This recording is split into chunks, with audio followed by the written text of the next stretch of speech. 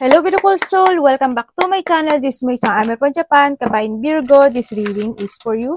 Tingnan natin ang iyong November 30 to December 6, 2025. Maraming salamat muna sa mga subscriber, new subscriber, cross-watcher. As mga bagong pasok dyan, welcome na welcome kayo sa bahay ni Ate Aimee. Salamat din sa nakataba ng puso ninyong mga comments. At sa mga nagpa-personal reading, marami pong salamat. Kung gusto niyo talaga na energy nyo lang talaga, ang gusto nyo makuha natin, all the details is in description below. Pakicheck na lang para sa personal reading. General reading tayo, kunin mo lang ang sayo at itapon ang hindi naman sayo. Maaring vice versa, energy mo, energy ng person mo, energy ng malapit sa puso mo, nangyayari or mangyayari pa lang. Use your own intuition, lawakan niyo ang inyong isipan, tingnan natin energy mo. Ano man ang gender mo, ano man ang edad mo. Wala sa barahang kapalaran, kayo pa rin ang makapagpapabago nito. Gawin yung guide, yung mga warning sign na pwedeng lumabas dito. Hindi yung negative, warning yun para magkaroon kayo ng positivity in life. Kung gusto niyo na positive lang marinig nyo, hindi itong channel na to ang maaring para sa iyo. Kasi nagsasalita ako ng mga nakikita ko na message. Energy ni Virgo this week. Uy, ganda.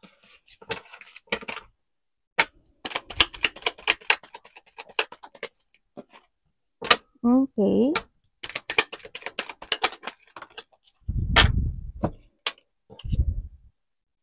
Okay, energy mo this week. Energy mo this week, happy. Tingnan mo, nakangiti siya, di ba? Tapos meron pa siyang ano dyan. Flower sa ulo. Okay. You feel happy. Yeah, makakaramdam ka ng happiness this week. Andito rin yung situation na may mga pagkakaisa na magaganap. Ganyan, siguro may mga union, may mga makikita-kita, nakapamilya, pwedeng ganun. O kaya makakaramdam ka ng freedom this week. Yeah, you feel freedom. Parang handun ka sa point na handun yung lakas ng loob mo, ganyan, sa iba sa inyo. And then also, ang nakikita ko dito is may lakad, pwedeng may mga travel kayo, malayo man o maliit, ay malayo man maliit, malayo man o malapit man o malayo, yan. Yan ang nakikita ko sa inyo. Yes, maganda yung ano mo, energy mo. Siguro may mga, iba dito may mga magtatapos, or may mga ilelet ko ka, o may mga sitwasyon ka na uumpisahan. Yun ang nakikita ko sa'yo dito. Kaya maganda yung energy mo. Hindi yung joy, happiness, is emotionally stable in your life. There's a new beginning happen into your life this week din. Sorry, yung torchakra ko. Yan. And then also, yun nga, sulad ng sabi ko, union, pagkikita, or mga kasiyahan. Yan. Makakaramdam ka na you feel satisfied. And then also, kasaganaan,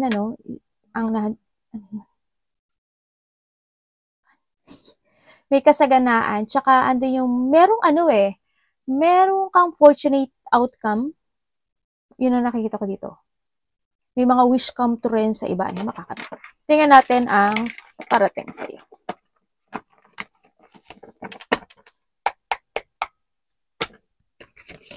Teka lang. Parating. Parang may hinihintay ka ata. Ay, may naghihintay. May mga may mga mag-chill nga. Union. May mga bonding situation, Yan, dun pala yung happiness mo. Anong parating kay Virgo? Thank you. Ano yan? Ano pong ibig sabihin, universe?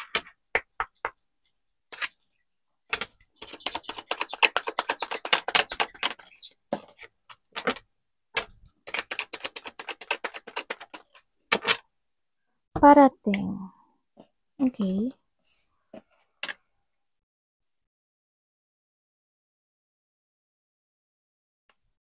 Parating. Parating sa'yo,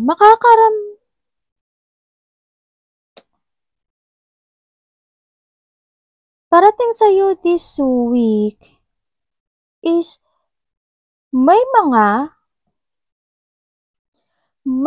medyo magulo kasi yung isip mo dito sa nakikita ko dito Medyo magulo yung isip mo or marami kang iisipin this week sa nakikita ko dito. may mga bagay ako na nakikita sa'yo na pagpapasyahan. Yun ang nakikita ko dito ha. And then parating din sa'yo yung iba sa inyo is this week magiging busy daw kayo. Kasi why? Maaring may tao. Oo nga, may tao ako na nakikita na parang there's an offering. No, pwedeng ikaw ito or pwedeng siya ito sa'yo. May offering na magaganap na parang may mag-o-offer tapos and then handun yung pagpapasya in that opportunity. Yun ang nakikita ko dito. And also, ang parating sa'yo is may marireceive ka raw. May marireceive ka na gift, tulong, support, or ikaw ang bibigay ng gift, tulong, or support. Yun ang nakita ko. And then also, yung iba dito parang may hinihintay no? Sa iba naman sa inyo, ang nakikita ko dito ay may kakaroon ka ng, parang nandun ka sa point na there's a loss of thought situation. Ako na nakikita sa'yo. Yan, malo-loss of thought o nahandoon yung sitwasyon na maraming tatakbo sa'yo na questioning by this week. You feel dissatisfaction or may mga on and off action ka na gagawin sa mga bagay-bagay. Yun ang nakikita ko dito. Meron kang din na parang isang malaking pagpapasya na gagawin by this week. Yun ang sabi. Yun ang sabi. Universe, pwede explain mo sa akin ito. Ay. Okay. Bakit? Bakit?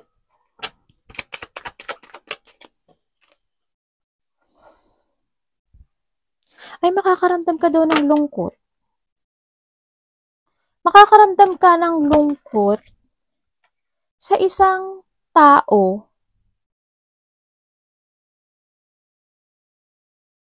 na nagkaroon ng pagbabago? Parang ganun. Or maybe sa iba sa inyo is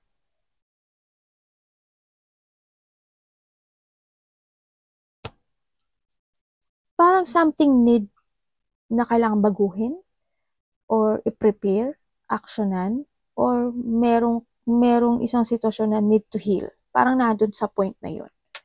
Yung mga ayusin siguro ikaw by this week.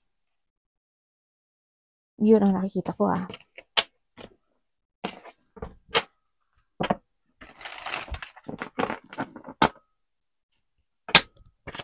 Ano dapat niya iwasan?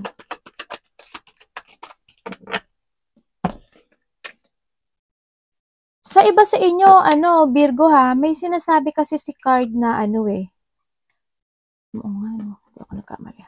May sinasabi si card na parang papers and documents. Hindi ko alam kung saan siya parte sa'yo. Pero kasi iba-iba kasi kayo na energy. Wala kasi yung pangalan mo, hindi ko binanggit. Pero may mga papers and documents na siguro kailangan ayusin or aayusin. Parang ganun. Pwedeng kung sa trabaho, ganyan. O kung saang aspeto ng buhay mo yan. Yun. May mga situation din na magkakaroon ng rejection by this week.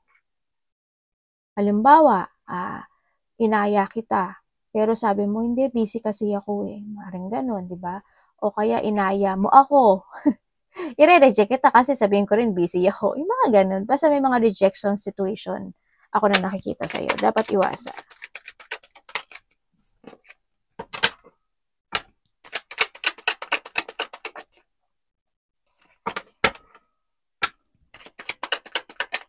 Dapat iwasan.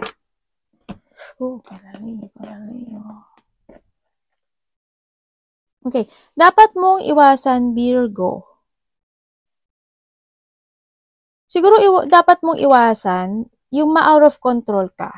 Yan. Kumbaga, yung hindi ka makapag-focus, kanya maging magulo yung isipan mo. Yan. Yung ma-prostrate ka, ma-feel empty or ma-feel drain ka, malungkot, iwasan mo rin yun. Iwasan mo yung malito ka. Or yung pwede naman gawin ngayon, tapos i-delay mo pa. Yun. Kung pwede naman gawin ngayon, i-delay. Huwag mo na i-cancel or i-delay. Iwasan mo rin magkaroon ka ng self-doubt. or hindi ka makapag-desisyon sa mga bagay na gusto mong gawin sa buhay mo, sa mga plano. And then, syempre, is not to expand yung sarili mo, ganyan. Kailangan din is you need to ng expansion or may mga bagay na need to prepare, may mga bagay na need to discover, ganyan. And don't be doubt ang sinasabi dito. Make a plan very carefully. Then kasi ang sinasabi, no, saka dito rin sitwasyon na palagi ka daw magtatrust sa intuition mo. Alam ko naman na palagi ka nagtatrust sa intuition mo. Trust your intuition and then be patient to make a choices para hindi rin mag-mess, no? Yun ang nakikita ko sa'yo dito. Ang dami mong wishful thinking dito, no? Pero hindi pa siya mangyayari eh. Yung mga may wishful thinking ka pero delay daw yun. Parang naghihintay ka pero it's still delay eh. No? Kasi parang ano pa siya, negative or drain yung situation na yun. Or hindi pa talaga sa ngayon. Yun. Tingnan natin ang love. Kapatid, anak, magulang, karelasyon, kaibigan, pamilya. W!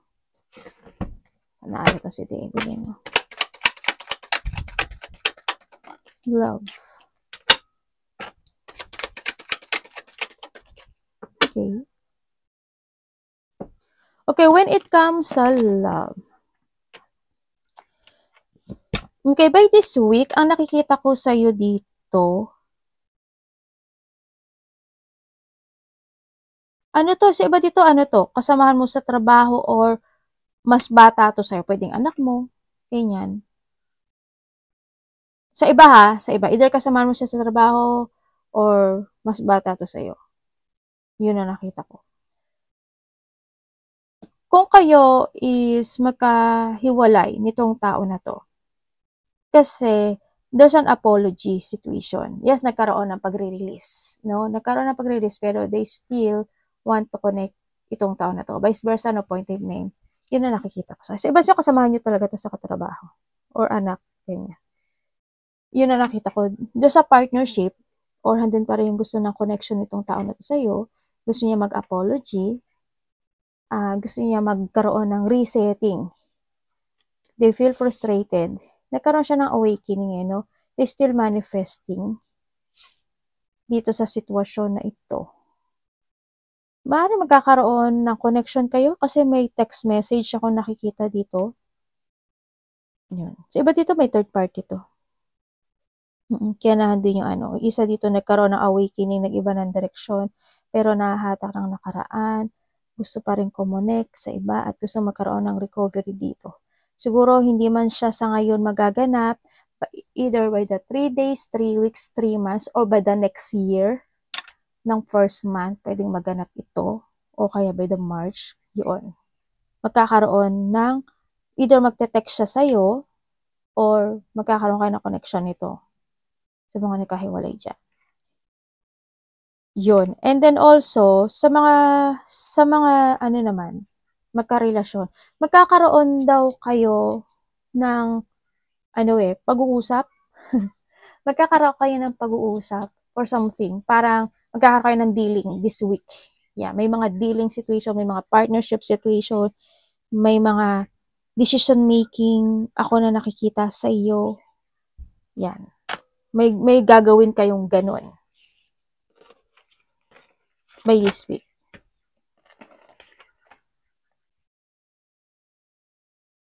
Sa mga magkakarelasyon.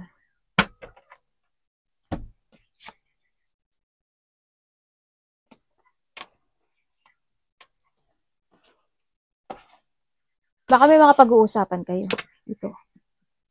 Yun na nakikita ko eh.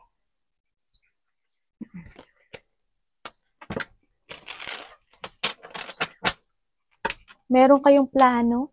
May mga plano or may dealing, pag-uusap, may gagawin kayong partnership dalawa. Or makikipagkita kayo, parang pwedeng ganun with someone, pwedeng ganun. May mga collaboration kasi. Sa iba dito, planning or there's a teamwork or parang community effort. Sa iba ha, ganun. Sa iba dito, siguro nasa 2, 3, or pang-4 ka, pwedeng ganun. Yun ang nakikita ko dito. merong may mga mag-share ng situation, parang you share something or someone sharing something sa inyo, parang gano'n.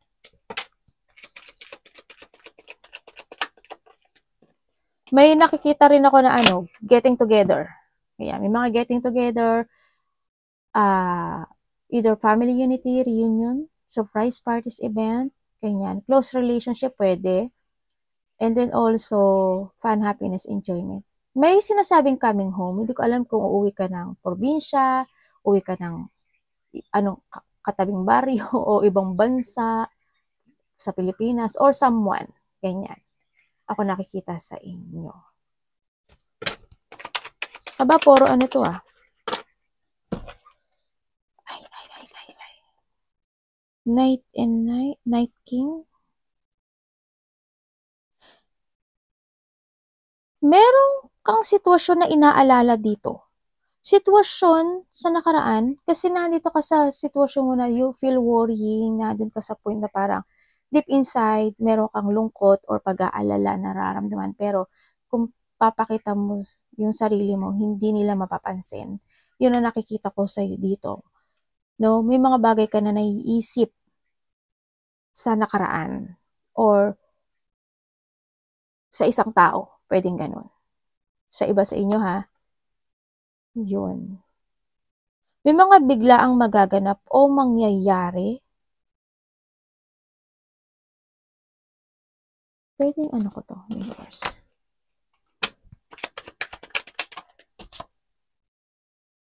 Saan po?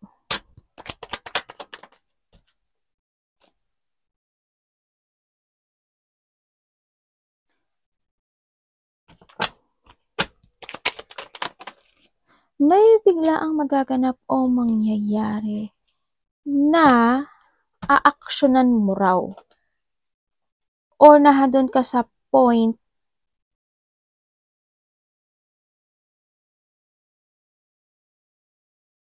na may mga bagay na hindi ka makapagsalita eh. Siguro medyo may mga bagay ka na magiging matipid ka sa pakikipag-usap. Pwedeng ganun sa iba sa inyo. Yun ang nakikita ko dito. Or may mga bagay na titiisin mo na hindi mo sabihin. Pwedeng ganun. By this week. Sa iba sa inyo, maaring kulang kayo sa tulog o nagigising kayo ng maaga. No? Nagigising kayo sa umaga, mga alas 2, alas 3, mga ganyan, alas 4.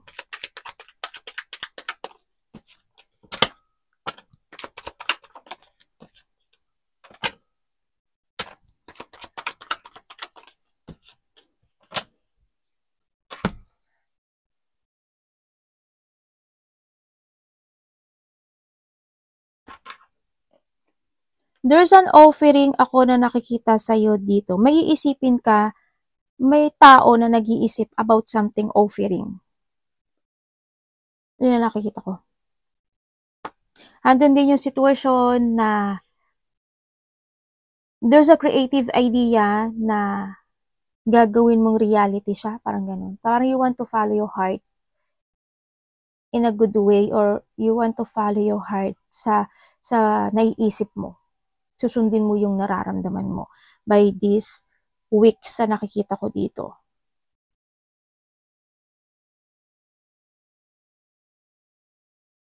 Pwede rin dito na may taong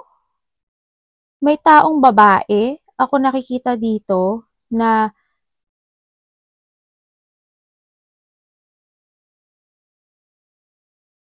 pwedeng ikaw sa kanya or pwedeng siya sa'yo.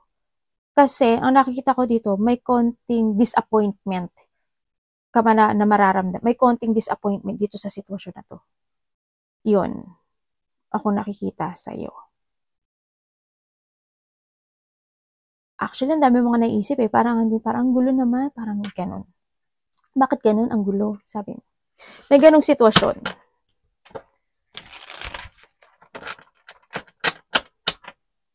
May mga pag-isolate eh.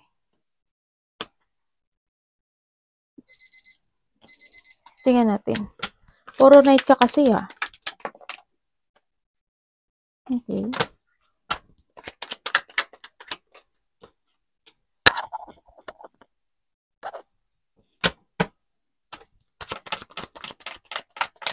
Okay, sa money mo, magkakaroon ka ng improvement.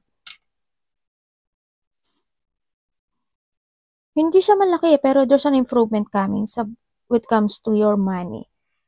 No, handit ko rin sa sitwasyon na magiging, more actually practical ka naman talaga. It's more on practicality. There's a reward coming din sa'yo by this week. May ma-receive kang reward or something na you will achieve this week. Sa nakikita ko dito, ang sinasabi rin dito there's a creativity or there's an action situation. Ako nakikita mo, night and night to. Diba? There's an action situation ka na gagawin. Maaring itong action na ito, itong gagawin mo na ito, ginawa mo na ito noon. Nangyari na to noon o ginawa mo na siya noon. Nung nakaraang linggo man niya, isang buwan o ganyan. Pero gagawin mo siya muli ngayon. Yun ang sabi.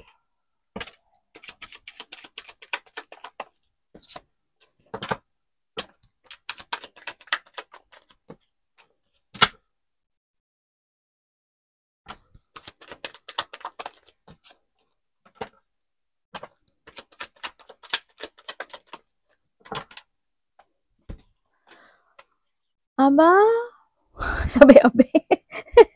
Kasi puro-pur eh. Okay. Meron kang 444. Tatlo yung 4 mo. Okay, sa nakikita ko sa'yo dito, meron kang iniisip no? Actually, magulo yung isip mo. Kahit magulo yung isip mo, kahit you are not sure, pero nahatid ko sa point na pagpupursigihan at pagtsatsagaan mo yung sitwasyon na iyon. Yun ang sinasabi dito. And then also,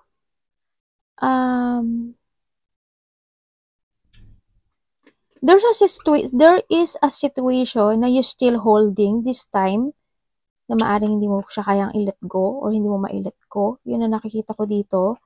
And then sabi rin dito is may tao, pwedeng ikaw or siya, may tao na gusto mag-apology. Yun ang nakikita ko. May tao na magsusorry or may taong mag-apology sa'yo, parang ganun. Someone want ng peace sa'yo or you want peace dito sa tao na to. Yun ang nakita ko